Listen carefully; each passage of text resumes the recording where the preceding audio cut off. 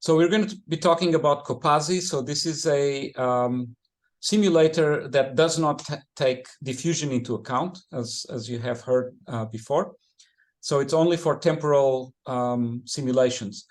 However, it does include compartments, and as Les just briefly mentioned before, the size of compartments matter, and you can have as many compartments as necessary and whatever sizes they are needed. Compartments may also be of different dimensions. So you can have 3-dimensional compartments or 2-dimensional compartments or even 1-dimensional compartments, although those are very rare. Normally, you don't want to do simulations over a line. Okay, so first thing I should say is that Copasi is also not just developed here at UConn Health. It's also developed at University of Virginia with Stefan Hoops, who's here, and at the University of Heidelberg in Germany with several people, of which Frank Bergman and Jürgen Pauli are going to be on and off attending the workshop, particularly on the project sessions. So this is just a very brief overview of all of the features that Copasi has, or most of the features. As I said, I'm not going to talk about all of them, but I'm going to highlight a few. By the way, these slides are already available on the shared folder. Copasi is used worldwide. Most places where there is research, there is somebody using Copasi, as you can see from the map. It's used in many different areas of biochemistry, cell biology, also chemistry quite prominently. As you can see, the Journal of American Chemical Society is the second most #2 journal publishing Copasi models. So that's quite a lot of chemistry papers there. And it's about 100 papers per year that are being published on Copasi. The statistics for 2023 is not finished yet, so there's still a few more to add there. Should be above the 100. We ask you when you use Copasi to cite our paper. That's basically just the way we get some recognition and manage to get continued funding to continue developing it. If you're a beginner and you really want a hands-on tutorial, we have this book chapter, which I have also put a copy on the shared drive, so you can get the PDF for this there. Has kind of a step-by-step tutorial on a few applications of a few tasks with Copasi.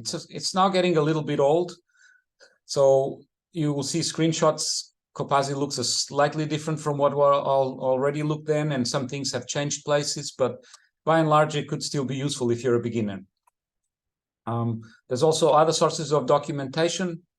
We have a user manual only online. It's not a help system, but it's on our website, this is our website, and you can go to support and click on manual, and you get the user manual. So we have then a number of different chapters here on all various types of things, including some of the algorithms that are used, descriptions of them, and some of the kinetic functions as well. I think they're listed. So that's quite some material there. That's the online manual, so you can look up things there. We also have an online user forum where you can ask questions and we can maybe give you answers, or other users can give you answers. This is managed through Google Groups, so but you can get to that from our website as well. If you just go to our website, again, you go to support, user forum, that will have a link to the Google Groups. And right, so what kinds of simulations is Copasi good for? It is good for a number of different approaches. Certainly deterministic kinetics, which Laszlo already went through in his introduction. So this is using ordinary differential equations, and Copasi basically builds the differential equations itself based on your reactions and reaction kinetics. You can also add arbitrary ODEs, and I can show that a little later as well. And also your volumes of your compartments could also be ODEs. So you can set the compartment sizes to also be variable. Additionally to ODEs, we can also do stochastic kinetics, basically using the Gillespie stochastic simulation algorithm. This is the most common type of stochastic simulations you see in the literature. We have different variants of the Gillespie algorithm, but you can also use stochastic differential equations. This is something that Copasi is probably more or less unique among the packages that are, apart from the generic packages like Mathematic or MATLAB. But Copasi is able to allow you to add noise terms to the reactions, and then your differential equations become stochastic differential equations. And we have another approach, which I'm not listing here, which is only for steady states, but you can use the linear noise approximation, which allows you to calculate the size of the noise terms. It doesn't produce a full simulation, but it allows to calculate the noise terms at steady state. And that's very fast as well. So I'm going to skip these slides. This is basically just saying how Copasi builds a set of ODEs based on the kinetics of each reaction. As I said, I described that in the video. We can also calculate some structural properties of the networks. Again, I'm not going to go through these unless you have specific questions, which I'll get to it in a moment. As I said, you could do ODE or stochastic simulations, time-dependent simulations. And how you move from one to the other is basically just changing a menu term. So you can go from deterministic and choose one of the stochastic algorithms. So this would be a deterministic simulation, but then you could move to, say, the stochastic direct method. That's the Gillespie algorithm. And you can simulate exactly the same system, but now stochastic. So it's very easy to move. Of course, you have to have a small number of particles, otherwise this won't work. So the other thing is that we can calculate steady states. This is something that was mentioned earlier on. So Copasi, not only you can find a steady state by doing a long integration and visually waiting for things to settle, but Copasi also has a proper solver that checks for whether everything is really steady according to very specific criteria, and it can calculate those steady states. So that's, as Laszlo mentioned, by setting the right-hand side of the differential equations equal to 0 and then solving the algebraic equations. And when you get a steady state, the results you get basically are just tables of numbers. And so you have tables of concentrations, which are the steady state concentrations of each of your model species. And you got, if you choose reactions, you also have fluxes of the reactions. And these fluxes, we express them in two flavors: extensive units, which is amounts per time, so nanomole per time. This is not concentration per time, this is amounts per time. Or in an intensive unit, which is then concentration over time. Now, Copasi automatically selects one compartment to be the reference for that flux. You may want a different one, then you would have to calculate that yourself, because when you do concentration per time, it depends if a reaction is crossing the two compartments, you could use one or the other compartment as the reference, and the numbers, the concentration units will be different. These units, the amount units, will always be the same. That's why we always express this, because this is always correct. If you have certain number of molecules going from compartment A to compartment B, it's always the same number of molecules that cross the membrane. However, the decrease in concentration on one side may be different than the increase of concentration on the other side. Copasi can also do stability of steady states, calculate whether they're stable or unstable. And then using Copasi, you can ask questions about models. This is basically the modeling approach, which is, how do I change parameters, and by doing that, what effect does that have on the system, on the state of the system? So we have different ways of approaching that. We can do the stability analysis. We can do sensitivity analysis. That's actually asking the question, if I change infinitesimally a parameter, how much that affects a variable. So it's a kind of a linear metric. We can do parameter scanning, in which case you're going to change a parameter value across a very large amount of a large interval and simulate at many different steps in that interval what happens to the model. You can do optimization, in which case you just ask the question, is there a minimum or a maximum of some property of my model, and what parameter values correspond to that? And we could do a few other timescale analysis or periodicity analysis. I'll get to those in later times. So parameter scanning, you're changing parameter values and you are seeing the effect. You can change the parameter values as a continuum, as a set of values progressing along a line, or you can ask for stochastic random samples of values.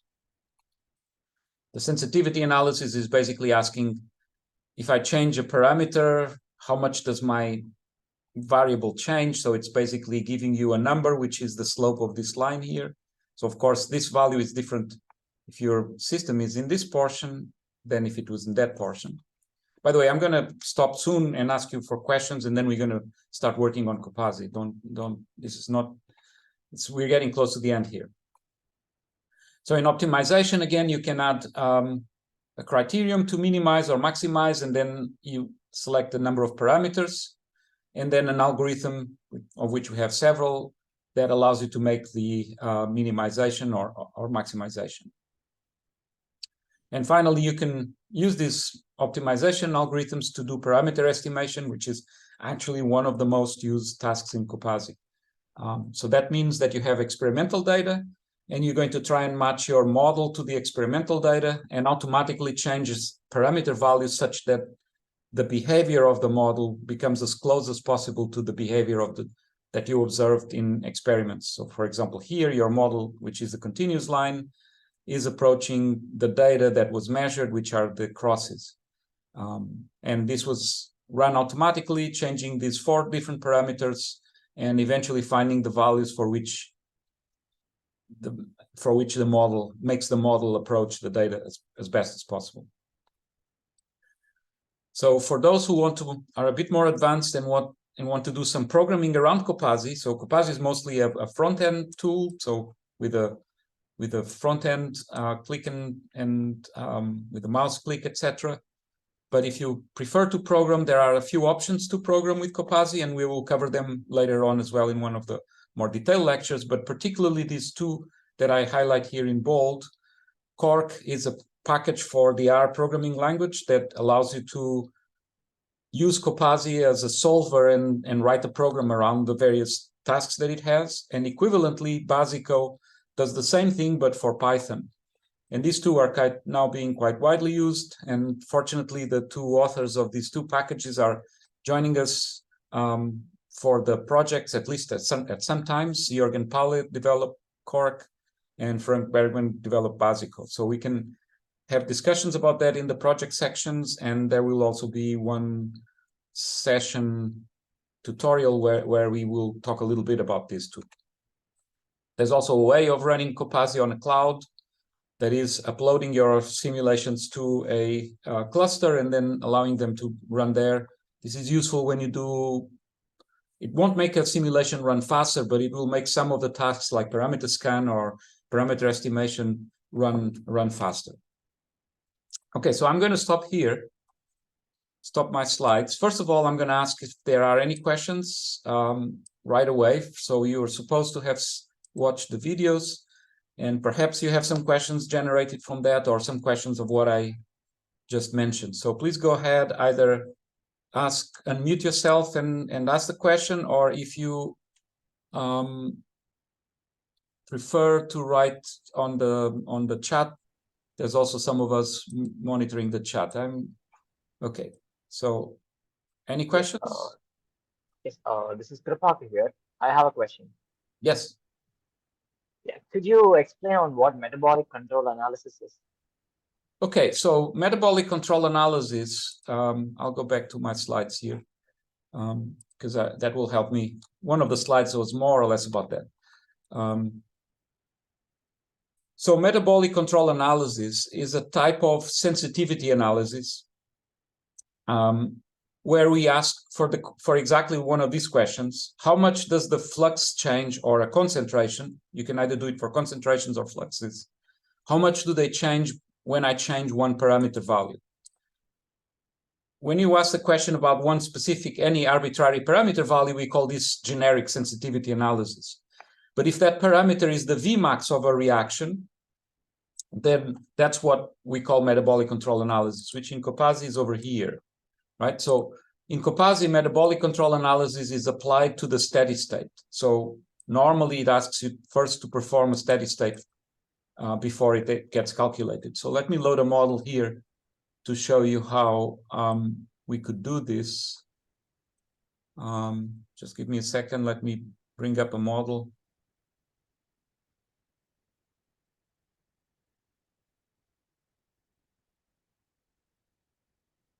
So that I can show you what happens when you run it. Sorry, I'm moving a number of windows here just to get them the correct model. So I've just loaded a model. I just dropped the model in here. And if I go to metabolic control analysis, I can, if I run this task, it will automatically calculate a steady state. And since it found a steady state, so this was how quickly it goes through the steady state, it shows me a number of options. Let's first look at the flux control coefficients, right? So this is a matrix of values for each of the reactions. And then again, each of the reactions here, which the column doesn't show very well. But these are the first 8 reactions as well here, reaction 1 to 8. And it shows me how the flux at steady state flux through each of these reactions in the columns changes when you change the Vmax of one of these reactions. So it's exactly what I'm showing here. So if your model is in this region and your Vmax is here on the x-axis, if you change the Vmax a little bit, the flux of your reaction will also change. And if you go in one direction or another direction, if you linearize this around the point where you ask the question, you have this tangent to the line, which the slope of this in log-log plot, that's the value of your control coefficient. So this value of 0.25 really means that if you change this reaction here by 1%, that reaction would change by 0.25%. Okay. If this value would be 1, that means that if you change that parameter value by 1%, then the reaction also increases by 1%. The same thing you can do for concentrations. So you can ask how much is the concentration of this molecule B affected by each of the reactions. So you can see we color it, these first 2 reactions. If you increase these reactions, you increase B. That's why the value is green and it's positive. But if you increase those other reactions, the value of B goes down. So these have a negative effect on the concentration. And it turns out that all the reactions, they have to balance each other out, because if you were to increase all the reactions at the same time by the same amount, the concentrations actually don't change. And that's why for each of these, if you sum up all these numbers at the end, you should get 0, which is actually what we're calculating here. And this summation error should be actually a value of 0, but in this case, it's very close to 0, so this is correct. We use this because, of course, the algorithm does this approximately, and sometimes there may be an error, but in this case, it's true. They all add up to 0. When then the fluxes, they all should add up to 1. And this here is the difference between the sum being 1 and what value it is. So if we show 0 here, that means the sum is correctly adds up to 1. This one is almost 1. Okay, I think I went quite far, so let me get back to you. Does this explain what metabolic control analysis is? Do you have any other questions about it? Yes, I think I got it. Thank you. Okay, so it's a generic sensitivity analysis. I mean, it's a sensitivity analysis based on the reactions. So it's changing Vmaxes and see what effect they have. It's like equivalent to changing the concentration of the enzyme. Whereas in generic sensitivity analysis, you can ask the question about any parameter. So it could be like doesn't have to be a Vmax of an enzyme. It could be a Km. It could be any other parameter that your Hill coefficient could be any other parameter that your model has, even initial concentration, etc. But those don't have theorems that allow you to do these nice things that, for example, the sums add up to 0 or add up to 1. So they have less theory behind them, the generic sensitivities. Okay, other questions?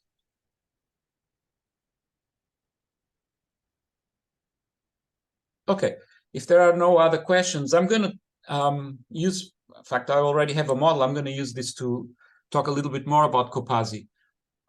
So one of the things that I mentioned is that Copasi builds the differential equations automatically. Let me show you this model. This is a very simple model composed of only 8 reactions. Here are the reactions written in kind of chemical notation. So X goes to A, and this is a reversible reaction. That's why it has an equals. A goes to B, B goes to C, C goes to D, B can also go to E. So you see this B can bifurcate either in C or E. Then E goes to F, D goes to Y, and F goes to Z. This is kind of like a generic, very conceptual pathway. I can show you the diagram of this, because in this case, we do have a diagram. This allows me to show you that Copasi can show diagrams of reactions. That's the diagram of this reaction. So as I mentioned, ignore the blue lines here. These are inhibitions or activations. But if you concentrate on the black arrows, this is X goes to A goes to B, then B can either go to C or E, and then E goes all the way to Y, and E goes all the way to Z. So X, Y, and Z are held constant. And so you have a little metabolic pathway, which is a branched metabolic pathway going from X to Y or to Z. And then in this case, there's some feedback inhibitions from F to this reaction, or from D to that reaction, and also from B to that reaction initial. So it's kind of mimics a biosynthetic pathway that has feedback inhibition, a little metabolic pathway. So the user entered the reactions, and for each reaction, I double-clicked. When I have the menu here, if I double-click on the number, it shows me the reaction in more detail. So it tells me what rate law I've selected. It's a rate law called allosteric inhibition, which if I stop my mouse over there, they'll show me a tooltip, the formula. But if I want to see the formula, I can press this button here, and it will actually show me the actual formula. So it's, in this case, it's kind of like an allosteric, so kind of a reversible Michaelis-Menten reaction, but with an extra term here, an inhibitor that has a Hill coefficient. So it's a cooperative inhibition. Let's call it that way. So if I go back to my reaction, so if I choose another one, I have, in this case, it's reversible Michaelis-Menten. So this is the typical, just reversible Michaelis-Menten. So I basically added all the reactions and their kinetics. And you can ask the question, so where are the differential equations? Well, Copasi encodes them internally, but you can look at them in the model section here. You can go, rather than look at the biochemical view, if you expand mathematical and click on differential equations, here are the differential equations, all of the differential equations that are going to be solved whenever you run the model. Now, you can put the names of the coefficients. So here are all of the, as you can see, the kinetics of the reactions appear automatically done. Copasi builds this automatically, so there's not going to be any error in building the differential equations if you enter the kinetics correctly. Or if you chose, in this case, Michaelis-Menten, for example, is a generic reaction that is already in the functions here. They're predefined functions. It's reversible Michaelis-Menten, it's this one here. The other one, which we had initially, this allosteric inhibition, that is a user-defined reaction. Actually, no, this one is still predefined. We also have that in Copasi, so it's also predefined in this case. Any questions about the how the ODEs are built based on the reactions? Excuse me, I have a question. Yes. Yes.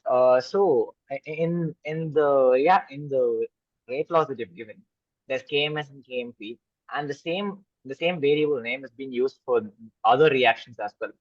If you take for the KMS, it's used in allosteric inhibition and as well as in reversible Michaelis-Menten. So what my doubt is should the name be unique such that KMS should the name be unique such that it has to be pertaining to a reaction, or should I have to rename it every time? Yeah, so because that's a good question, and that lets me go. Being used in every reaction. Yeah, let me get into that, because that actually allows me to explain the difference between local and global parameters, which actually is something that Virtual Cell also has. And Cowan described that in Virtual Cell. But in Copasi, you also have this concept of local parameters and global parameters. So this here, for example, this first reaction, you have KMS and KMP, right? So these are two parameters, and they're basically saying they're local. So that means the value is entered here. And by local, it means this name KMS has only meaning inside this reaction 1.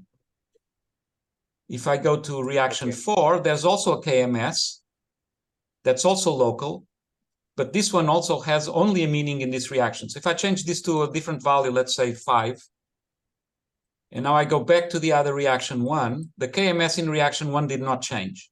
So each KMS that appears here is particular to that particular reaction. So I changed one of them, and only that one changed. These are called local parameters. Now, you can also have them global. You could, imagine that you want to have a value of the Km for two different reactions to be the same thing. You want that to be just one parameter. You don't want to be changing it in two different places, right? So in that sense, you would come to global quantities, and you create here a new parameter. You call it my Km, let's call it this name, so that it has a specific name, a specific name now that it's going to be unique. It's going to be unique for the entire model. And you say it's fixed, and let's give it some value 3. Okay, so you created a parameter called myKM, which has the value 3. And at the moment, this parameter is not linked to anything. This is just a number I created in the model. It's constant, it doesn't change, so it's going to do nothing. It's just a number that is stored here. But I can come to my reaction 4, for example, and say, well, this KMS value should really be that Km that I defined. So rather than have this to be a local parameter, if you click here, now my Km appears on the list. So now you could choose and say, I want that one. So immediately what happened is the value disappeared from here, so you can no longer change the value here. The value is this value that is now 3. And now imagine you go to reaction 1 and say, well, that KMS here, it's also going to be my Km. So both reactions have the same Km now. So if you were to change this value to, rather than 3, to have it to be 33, it would now change in both reactions. And how do I know that? Well, there's a few places to see. You can come to the differential equations, and rather than display name, if you display value, you will see that the number 33 will appear in these reactions. Actually, it shows my Km. So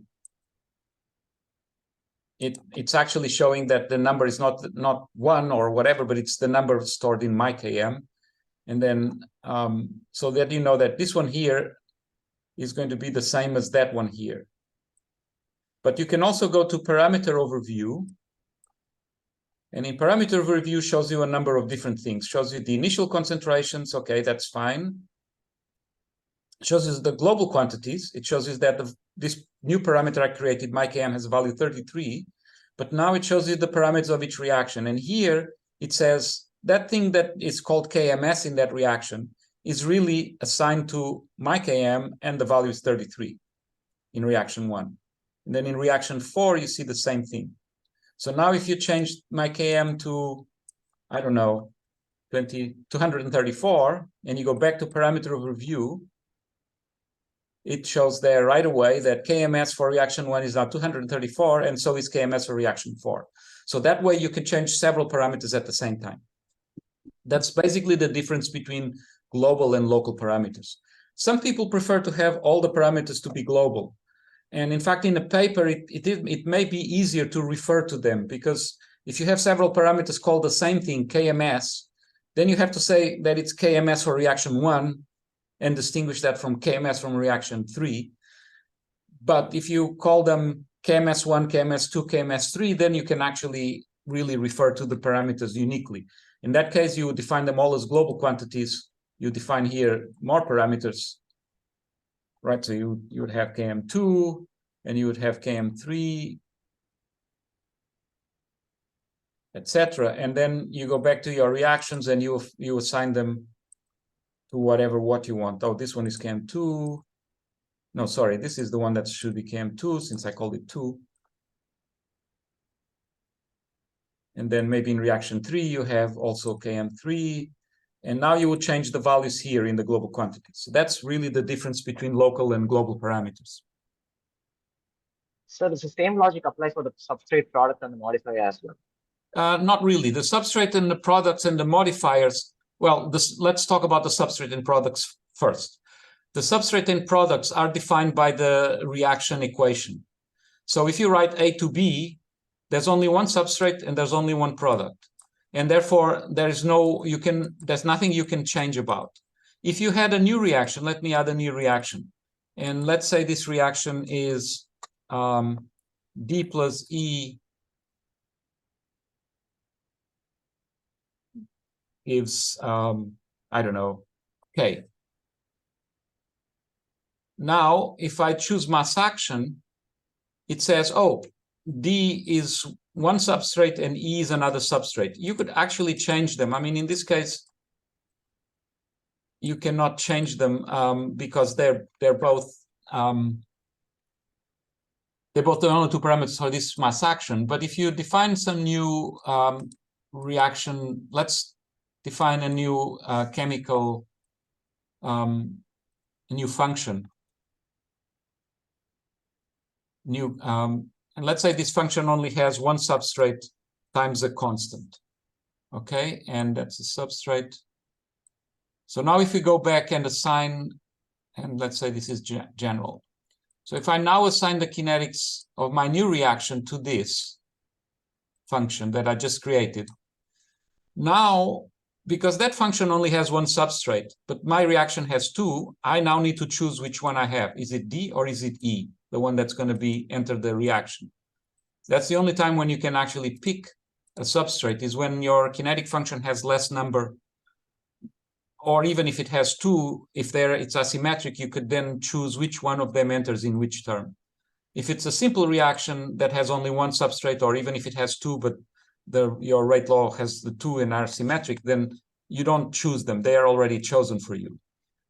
The modifiers, it's a different story. A modifier is basically a substance that affects the rate, but it's not converted by it, so it's not defined there. Even though it appears here, I can change what this modifier is. I could say, oh, well, I want this to be inhibited by F, not by D. And now suddenly you see it even changed there as well. So now F is my inhibitor. And then if I go to the diagrams, it should now show that the arrow should be in a different place. Need to regen. I would have to regenerate the plot. So I would have to create a new diagram. And the new diagram, F is inhibiting the two reactions. Now, this diagram is not laid out so nicely. This is another thing that shows that Copasi can show diagrams, but it's not that great at laying out. I mean, it can do automatic layout, but it's not easy to show it as a nice diagram. If you move things around, sometimes it then allows you to do it better. But so that F is now the one, not D. D used to be the modifier, but I changed it to F. So yes, those things you can change here, but this is just selecting what is the modifier that appears in this reaction, because this allosteric inhibition requires an inhibitor. So you have to say what is the thing that inhibits. Okay, any other questions about this? Got it, thank you. Okay, so I wanted to show you another thing also related to models, which are the species types. So normally the species are, the type is called reactions. And what does reactions mean? It means that the differential equation for A is going to be built automatically. It's built here automatically, and it's built based on the reactions that A enters. That's why it's called reactions. So Copasi will automatically create the differential equations based on the kinetics of the reactions that A enters, this reaction 1 and that reaction 2.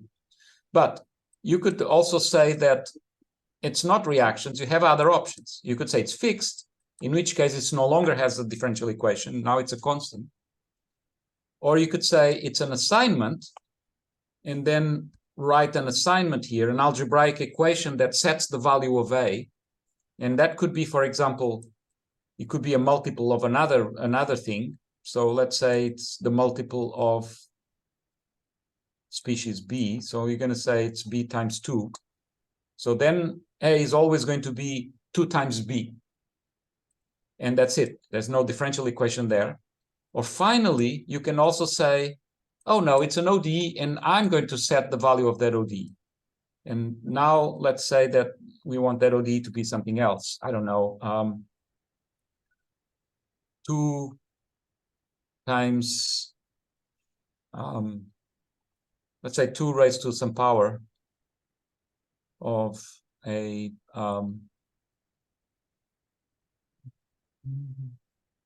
sorry, that's concentration of another species. So this is 2 raised to the power of e. This is a stupid ODE, by the way. I just made this up just to show you that you can have an arbitrary ODE. This one would not really make any sense, not according to chemistry, physical chemistry, but it would allow you to add species arbitrary differential equations for them as well. But usually you want them to be reactions. Any question about this? By the way, not only for species, but also compartments. Normally compartments are fixed, so they have a fixed volume. But you can have them also be an assignment, that is, they could be an algebraic equation of some other things, or they could be also an ODE. So you could, for example, add a differential equation that allows the model volume to change with, say, the sum of the concentrations of the species, and add some kind of, allow the compartment to swell or shrink according to the concentration. So you would have some kind of osmotic pressure or something like that. Usually you have them fixed, but they can be variables. And also, if I go to that, you can also create global quantities that are not fixed. They don't have to be constants. They don't have to be parameters. They could be variables as well. As long as you have them, you can also have them to be ODEs. And this ODE could be time times 2. So this variable is growing twice as fast as time. That's what that ODE would be. And if you now run the model, let me remove the reaction that I added because I don't want that anymore there. And if now I run this model, I have a new variable called my new variable. Now, because I've added it, and this caused some problems here, so I'm not going to investigate further. I wanted to just show that you can add arbitrary ODEs as well in the global quantities. So I showed you also the diagrams already. Let me go back to that just to show a little bit more. So diagrams, you can, if I were to save this model, I have now 2 different diagrams. One that shows the model as it was before, and one that shows the model as it is now. Now, of course, I should name them properly so that I know what they mean. And you can change the location of things here by dragging them around. You can also drag the arrows a little bit. So you can try to do automatic layout, but if that doesn't work, you can move things around yourself. Now, this is okay for models that are small like this one. If they are very complicated, then things get a little trickier. So let me show a new model. I'm going to discard this model. I'm going to load a new one. This is one of the models that I was showing in the video that you have seen, which now has 31 species. So if I want to create a diagram for this one, and I want to have all the species,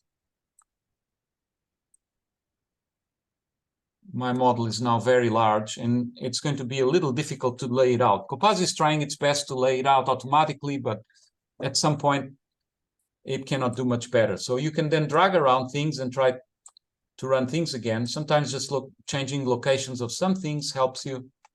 You press this button here to try and lay out, but it's not the best tool for laying out. There are other tools like Cell Designer, for example, that are better at letting you make diagrams. However, Copasi will still try to do things here. And you can, as I said, you can move things around that sometimes immediately starts making models a bit more clear. But this is a complicated one. Sometimes it's really not possible to make these models in diagrams that make sense because they're very complicated. But once you created the diagram, you can change its name.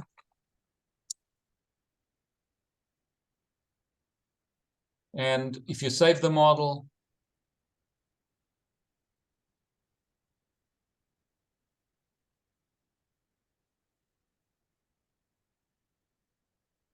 that diagram stays with the model. So now when I load this model again, and I go to diagrams, the diagram is there just exactly like I left it before. These diagrams could also be used to show the change in concentrations a long time. The size of the labels would change as you do the time course. Okay, let me show another interesting thing in the model, and then I'll try to maybe go to some simulation since I haven't run any simulation yet. But the other thing that is useful in a model is called parameter sets. And this is becoming now an important issue because we now expanded parameter scan to allow scanning over parameter sets. How do you create a parameter set? So this parameter overview entry here is very useful because it shows you all the parameters of a model, everything, including the initial time, which normally is 0, but could be something else, the size of the compartments, the concentrations of the initial species, the values, the initial values of the global quantities, because some of them could be differential equations, so their initial values are also important. And then all the kinetic parameters of all the reactions, right? So everything that is a parameter shows up in this window. In this window has all the values that you currently have in the model. And if you click this button, store as parameter set down here at the lower right, it will create a parameter set. And it tries to give it a name. We'll put the date automatically, but I can call it parameters 1. Okay, so that's my first parameter set. And it's fixed. It's now stored here in parameter sets. I can go and look at it, and it shows me all the parameter values I had. So now let's change some parameters. I'm going to just arbitrarily change some parameters here. Maybe even some of the initial concentrations.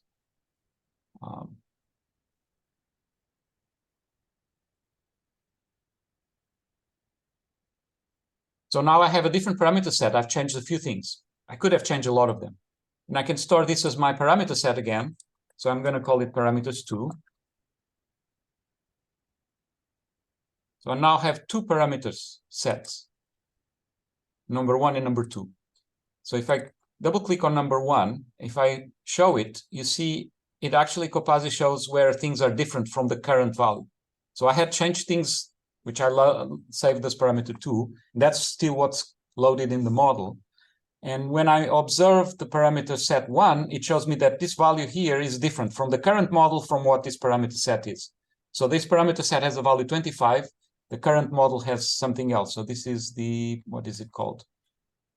It's in the lysine aminoacyl tRNA synthase reaction. So let me go, the parameter overview, try to find that reaction.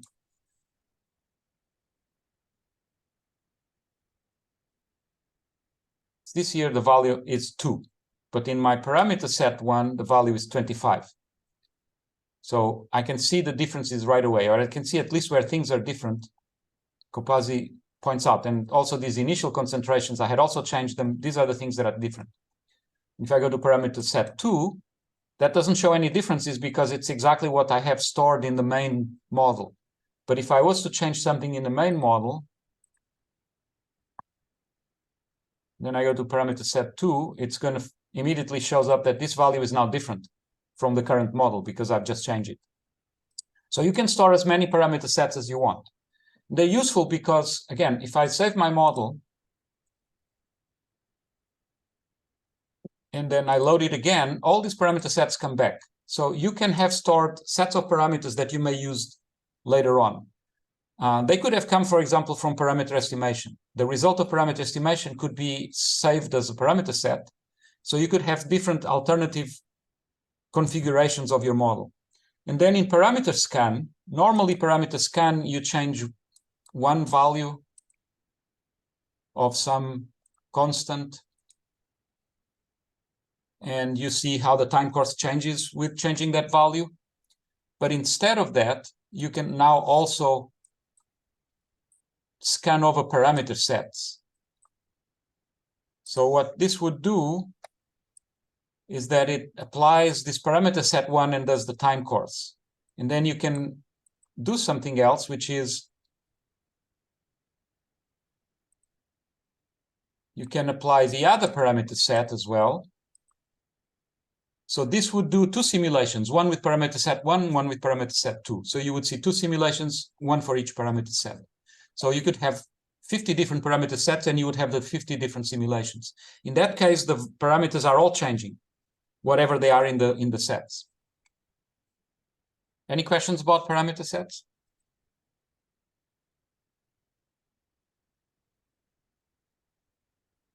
Okay, so if there are no questions about parameter sets, I am going to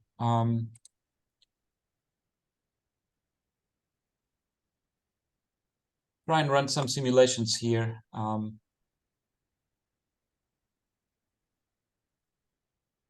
Actually, I'm going to load a model directly from BioModel. So you can also open models directly from a URL. So if there's some model, either a Copasi model or an SBML model, in some website, you could load it directly here by adding the URL. Copasi automatically puts the URL of the BioModels database. So later on, Michael Blinov will talk about this. But at the moment, I'm just going to load a model number 10. I know which model it is, so I just changed this URL here. And it's going to load a model directly from the BioModels database, which is a model of MAP kinase cascade. And that model of MAP kinase cascade, it has a number of species and it oscillates. So I went straight to the tasks time course. I'm going to run one time course for this model, press the run button, and it ran. And I know that because if I go to results, I see the values of the different species changing a long time. But normally you don't want to just see a table, you want to see a plot. So what you can do is go to time course again, and here on output assistant, which is down on the bottom right, will give you a menu of possible plots that you may want. These are pre-configured plots that are commonly the ones you want to see. So concentrations, it's actually what we normally want to see in a time course. I'm going to create that. And if I run the model again, a plot will appear with the simulation of this model. So here I'm simulating this model. I had 100 data points. That makes it this here a little jagged. So I'm going to add more data points, let's say 500. So now the curves are much prettier. And so this is what happens to this model. There's various species. So the diagrams that Copasi shows, these here are both a legend and also a way of turning on and off certain of the diagrams. You can also click on hide them all and then just show one of them. For example, let's see, ERK2. So you see this is an oscillation. So now let's imagine I wanted to measure the period of this oscillation. I want to know how long does it take between this peak and the next peak. And I'm going to do that by creating events. Events are certain actions that can happen at certain points in time according to a definition that you make. And the definition I'm going to make is that I want the change in this ERK2 concentration to be 0. And it's literally 0 at the top of this peak. And it's also equal to 0 at the bottom of that peak. And again, it becomes 0 again at the bottom of that peak and the bottom of that peak. And it's positive here. The rate of change of ERK2 is positive here, and it's negative there. So I'm going to create an event that happens when this thing changes from positive to something else. Okay? So I'm going to create an event. I'm going to call it the peak of ERK2 because that's what this event will trigger. And I'm going to choose, by the way, whenever in Copasi, whenever you need to choose an element of the model, it's these little buttons that have the Copasi symbol. So if I click there, I have opportunity to choose a species concentration, and I want a transient concentration of, actually I want the rate of change of ERK2. So it's rate, it's a species, ERK2, and I want its rate of change, which is exactly this here, rate of change of ERK2 over time, dERK2 dt. That's actually the differential equation that we're integrating. But I can select it here, and I can say that rate is smaller than 0. Now, if you look at this plot, the rate becomes, here it's bigger than 0. At the very peak, it becomes exactly 0, and then immediately after it becomes smaller than 0. And that point, exactly when it moves from 0 to smaller than 0, it's what triggers this event. So that event gets triggered immediately after this peak, and immediately after that peak, and immediately after that peak. It doesn't trigger when it's down at these peaks, because here it was negative and it becomes positive. This only happens when this expression goes from false to true. Okay? And what do I want to do when that happens? Well, I want to store the value of time. I want to know when this peak happens. What time is it when this happens? So for that, I have to create a new global quantity. Then I'm going to call time of peak. And it can start at 0. And then, because I'm going to measure the period, I also want to create a new one called period. Both of them are initialized to 0. We don't know what these values are. We're going to have Copasi calculate these values. So what happens in my event when the reaction happens here? I can set the time of the last time of the peak. I'm going to set that global variable to be the current time. And I'm going to create another one. Well, I'm going to change also the period. And I'm going to say the period is equal to the time of the last peak, which is still time of peak, minus the current time. And you may have questions about this. We'll see in a moment. But this lets me have the period calculated. Now, the period, of course, is different here than it's there, as you can see quickly, right? So the time that goes from here to there is different than it is here to here, and maybe perhaps different from here to here, but it's hard to see by eye. But it will calculate it at each of the times. I can run the time course now again, and it just ran the same thing, but I can now go to global quantities, and I see that my period is negative because I defined it in the wrong way. So you can know the time of the last peak that was over there, and the period is a negative number because I calculated it wrongly. So I go back to peaks, and period is really not time of the last peak minus the current time. It's the other way around, of course. So I can just delete that and select time here first and do the minus there. Okay, so now it's a bit better. If I run my time course again, I'll have a period that is positive.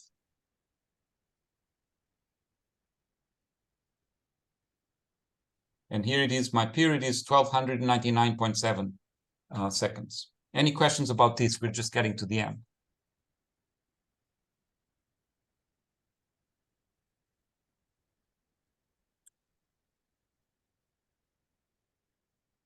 Okay, so what is the best method in Copasi to solve stiff systems? So the best method, I would suggest that it's the default one, which is LSODA.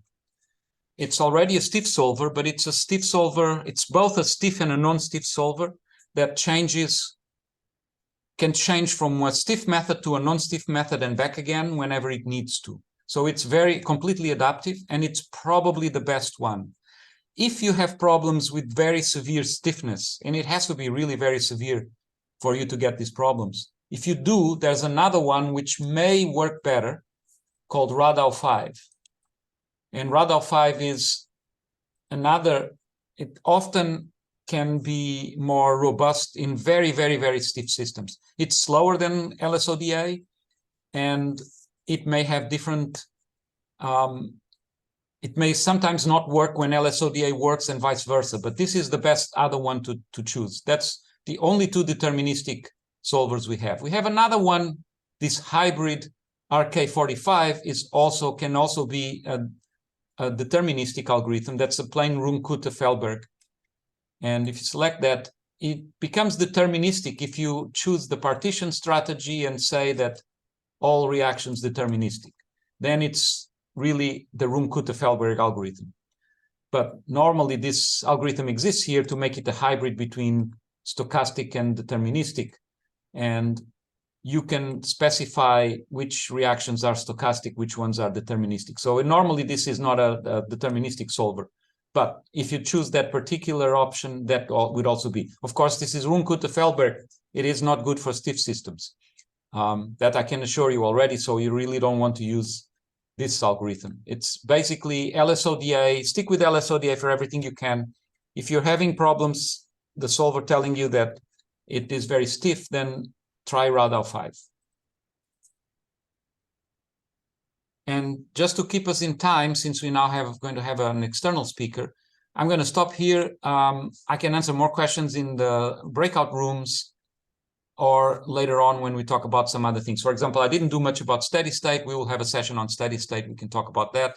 We'll have a session on parameter estimation. We will also talk about that in more detail. The final quick question about Radau 5 working with events, not yet. Radau 5 does not work with events yet. Later on, we'll enable that, but so far it is not.